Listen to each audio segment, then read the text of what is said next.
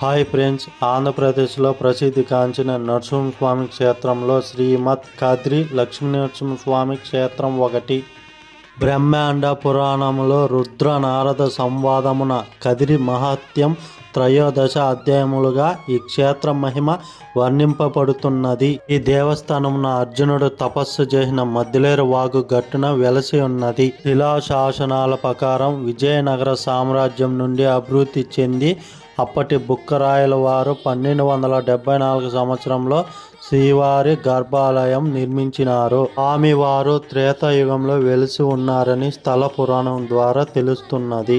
ఇచ్చట శ్రీవారికి అభిషేకం అనంతరం స్వామివారికి శ్వేత బిందువులు వచ్చుట విశేషము. నరసింహస్వామి క్షేత్రములలో ప్రహ్లాద సమేతగా గల క్షేత్రం కదిరి పట్టణంలో మాత్రమే కలదు. స్వామివారు చంద్రవృక్షమును వెలిచిన చేత కదిరి క్షేత్రముగా ప్రసిద్ధికెక్కినది.